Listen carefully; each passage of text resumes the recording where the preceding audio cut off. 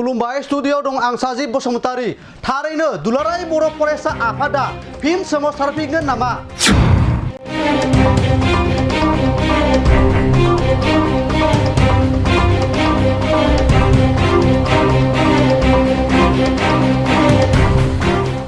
BTR गोरोबथानि माखासे दफाफोरखौ भारत सरकार आरो आसाम सरकारा खोथा होनाय बायदियै 2024 मायथाइनि गेजेराव मावफुंजोबाब्ला दुलाराय बर' फरायसा आफादा फिन सोमावसारफिनगोन नामा?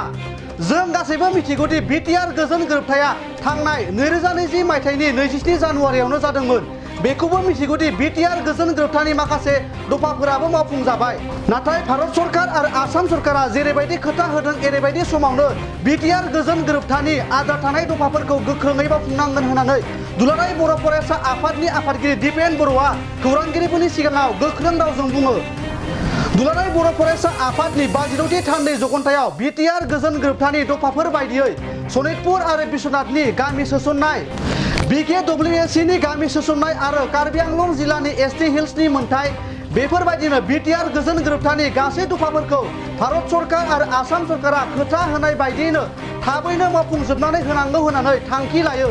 आरोबाव बिथां दिपेन बर'आ फोरमायबावनाय बायदिब्ला थि समावनो बिटिआर गोजोन गोरोबथानि गासै दफाफोरखौनो भारत सरकार आरो आसाम सरकारा मावफुंनांगौ होननानै खौरांगिरिफोरनि गेजेरजों दाबि दिखांनायखौ बे समाव नुनो मोननाय जादों।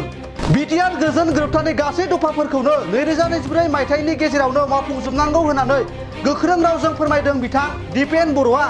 खौरांगिरिफोरनि सिगाङाव फोरमायबावनाय बायदिब्ला भारत सरकार आरो आसाम सरकारा बिटिआर गोजोन गोरोबथानि गासै दफाफोरखौनो 2024 मायथाइनि गेजेराव मावफुंजोबनानै होआब्ला दुलाराय बर' फरायसा आफादा फिन गोख्रोङै सोमावसारफिनगोन होननानै फोरमायनायखौ बे समाव नुनो मोननाय जायो। खौरांगिरिफोरनि सिगाङाव बिथां दिपेन बर'आ मा बुंखो नोंथांमोननि गेजेराव होनि।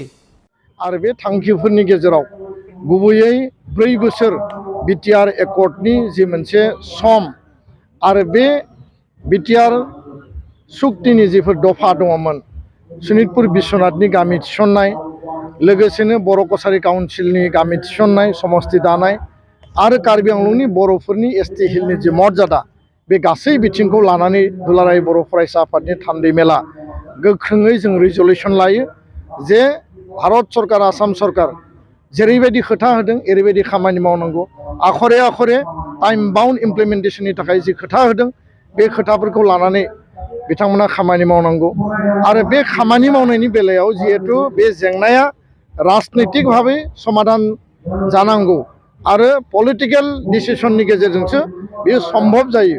दा बेखायनो आसाम सरकार आरो भारत सरकारखौ मैयानि थान्दै मेलनि गेजेरजों जोङो दाबि देखांदों, गोख्रोङै जों खावलायदों जे time bound Akhare Akhare accord इमप्लिमेन्टेसननि थाखाय सरकारा हाबाफारि लानांगौ, मावफुंनानै होनांगौ 2024नि गेजेराव।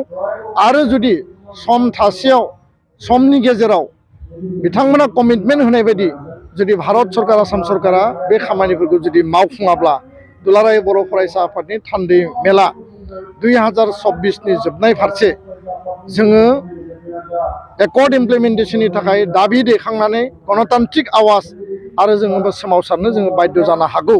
बे खोथाखौ मैयानि थान्दै मेलाव गुवार आरो गोथौ सावरायनानै जोङो थांखि आजावो। गुबुन मोनसे बाथ्राया जाहैबाय दुलाराय बर' फरायसा आफादा सोलोंथाइखौ लानानै खामानि मावदों। 2006 मायथाइयाव गलाघाट जथुम्मायावनो सोलोंथाइ बोसोर, बिनि उनाव उनगोनां सोलोंथाइनि मावथांखि आरो 18 बोसोरनि उनाव नैबे गलाघाट जथुम्मायावनो जोङो क्वालिटि इडुकेसननि movement mission skill and quality इडुकेसनखौ सोलायनानै जोङो गुबै आरो आबुं मोनसे सोमावसारनाय आन्दलनाव जोङो थांनो सानदों।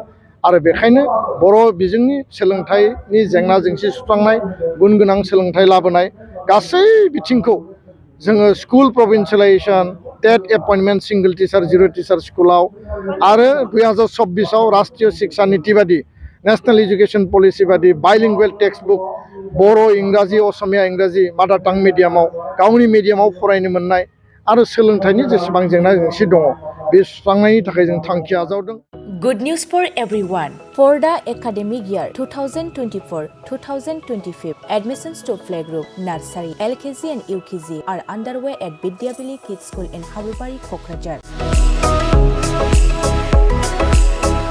This Vidyavili Kids School has many facilities for students like smart class and daycare. indoor, outdoor game, art and craft workshop, playful learning. Environment and dance room, modern teaching aids, audio-visual room. Good teachers, student one-on-one training on one language and speech development. Experienced teachers, green knowledge. Why are you waiting for the admission? Call 6900 304050 for more details.